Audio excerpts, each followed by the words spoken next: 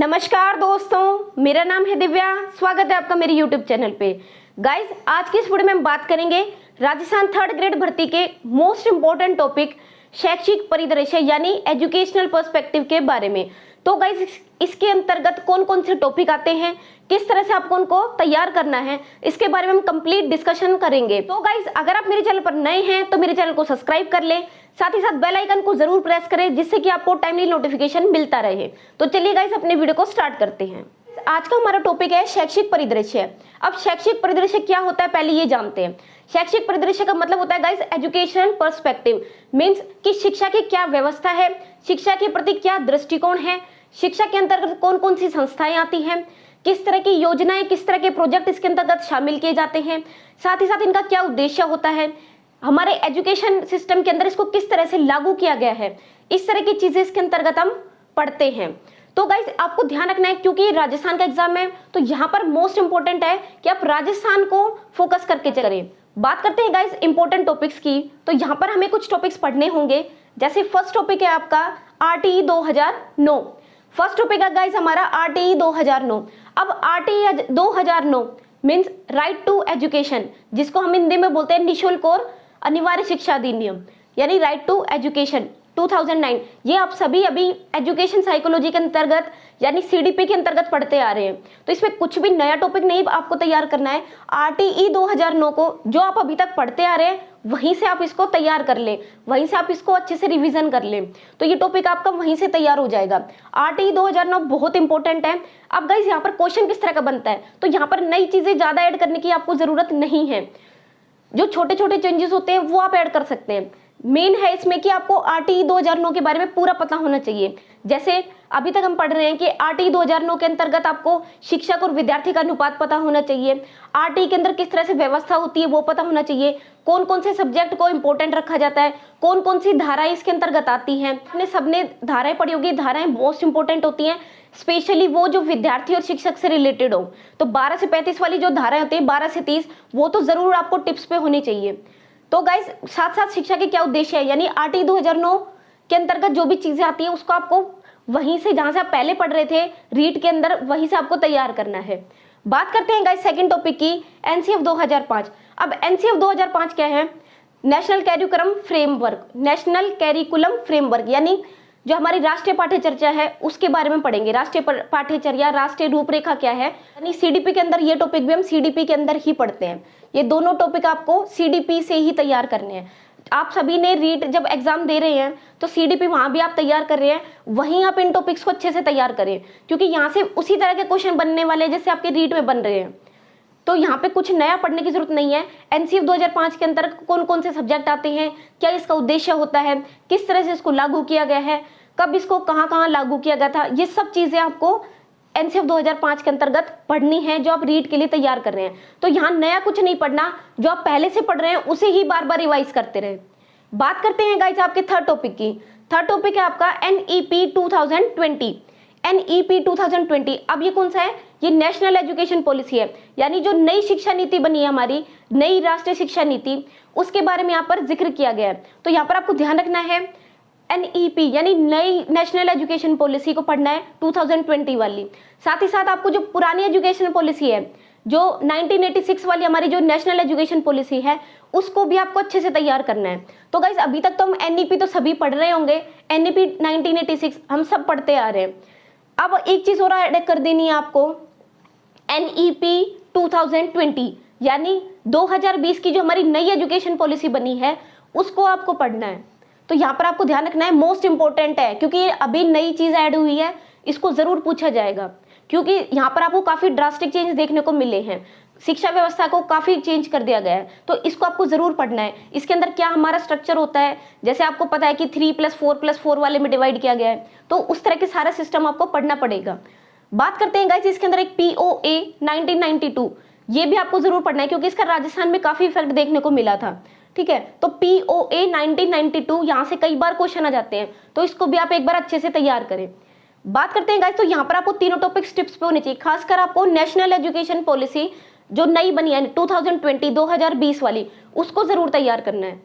बात करते हैं आपके फोर्थ टॉपिक की। फोर्थ टॉपिक है आपका एजुकेशनल इंस्टीट्यूट्स। गाइस जैसे कि मैंने अभी आपको बताया, शैक्षिक परिदृश्य का मतलब ही होता है शिक्षा की व्यवस्थाएं।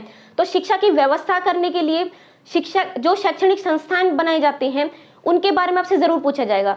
अब यहाँ पर ध्यान रखने वाली बात यह है कि आपको नेशनल और स्टेट यानी राष्ट्रीय की जो एजुकेशनल इंस्टीट्यूट है, राष्ट्रीय जो शिक्षण संस्थान है, साथ ही साथ जो राज्य के शिक्षण संस्थान है, दोनों को आपको अच्छे से तैयार करना पड़ेगा।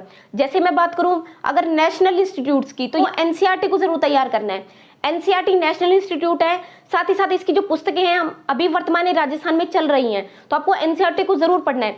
एनसीईआरटी के क्या उद्देश्य हैं, कब इसका निर्माण किया गया था, कौन कौन से प्रोजेक्ट हैं जो इसके अंतर्गत आते हैं, किस सब्जेक्ट को ज्यादा इंपॉर्टेंस दी जाती है, किस सब्जेक्ट को किस तरह से तैयार करते हैं, इस तरह की चीजें इसमें इंक्लूड की जाती हैं। तो इसमें बेसिक क्वेश्चन ही पूछा जाएगा, लेकिन आपको अच्छे से टिप्स पे होना चाहिए। साथ ही साथ आप इनके चेयरमैन वगैरह भी पढ़ सकते हैं, क्योंकि कई बार पूछ लिया जाता है। साथ ही साथ फुल फॉर्म वगैरह भी आपको तैयार करनी है। तो यहाँ पर आपको ध्यान रखना है, एनसीईआरटी को आपको अच्छे से पढ़ना होगा। यहाँ से 1 से 2 क्वेश्चन जरूर पूछा जाएगा। बस इसी तरह से आपको स्टेट के लिए यानी एससीईआरटी तैयार करना है, डाइट संस्थान होते हैं उन्हें तैयार करना है, सीबीएसई संस्थान क्या होते हैं उन्हें तैयार करना है।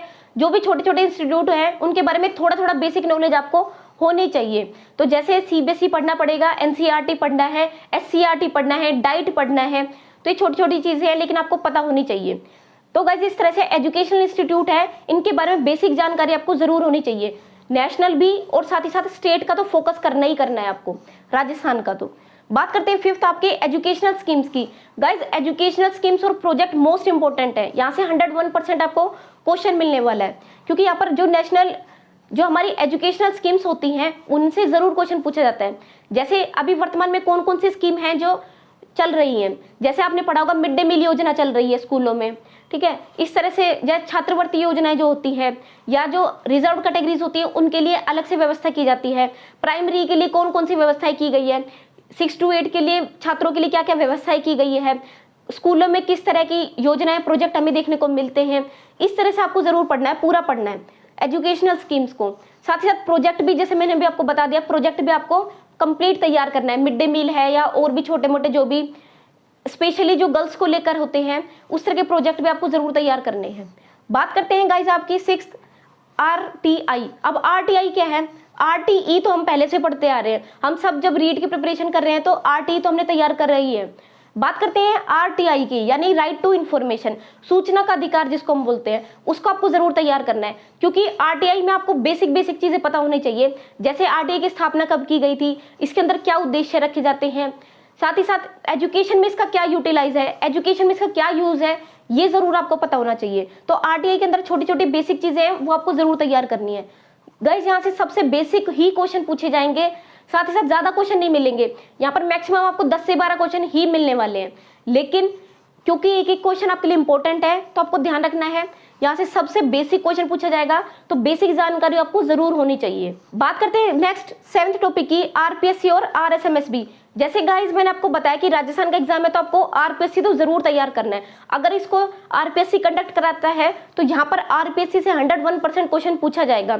जैसे कि पहले पूछा जाता था, RPSC के चेयरमैन से रिलेटेड क्वेश्चन पूछा गया था, ठीक है, या RPSC के अंदर जो भी नई नियुक्तियां होती है बड़े पद पर, उनसे क्वेश्चन जरूर पूछा जाता है। नए चेयरमैन कौन बने हैं, पहले कौन थे, इस तरह का जो बेसिक चीजें हैं, या RPSC की फुल फॉर्म क्या है, RPSC का उद्देश्य क्या है, RPSC के अंदर एजुकेशन सिस्टम किस तरह की मतलब शिक्षा की व्यवस्था है, इस तरह के क्वेश्चन जरूर पूछे जाते हैं। साथ ही साथ जो डेट्स हैं वो जरूर आपको ध्यान रखनी है। बात करते हैं इसी तरह से RSMSB भी आपको थोड़ा सा पढ़ लेना है, यहाँ से भी क्वेश्चन कई बार बेसिक क्वेश्चन पूछ लिया जाता है। नेक्स्ट बात करते हैं गाइस 8th टॉपिक की, गर्ल्स प्रोजेक्ट एंड स्कीम्स। अब गाइस यहाँ पर आपको ध्यान रखना है कि यहाँ पर बालिकाओं से रिलेटेड जरूर क्वेश्चन आएगा, क्योंकि बालिका की शिक्षा व्यवस्था है उससे जरूर क्वेश्चन आते हैं, ठीक है। गर्ल्स की जो भी स्कीम्स चल रही हैं गर्ल्स के लिए, उनको आपको जरूर पढ़ना पड़ेगा, क्योंकि वहां से क्वेश्चन जरूर पूछा जाता है, क्योंकि ज्यादातर जो गवर्नमेंट है वो फोकस करती है गर्ल्स एजुकेशन के ऊपर।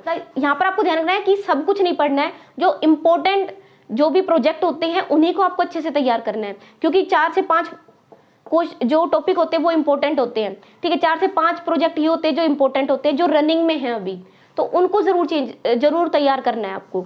बात करते हैं गाइस 9th टॉपिक की, तो इंक्लूसिव एजुकेशन। इंक्लूसिव एजुकेशन क्या है, यानी समावेशी शिक्षा। अब आपको समावेशी शिक्षा को क्यों तैयार करना है, क्योंकि गाइस हम यहाँ पर समावेशी शिक्षा के अंतर्गत काफी सारे चेंज हुए हैं पहले से और अभी में।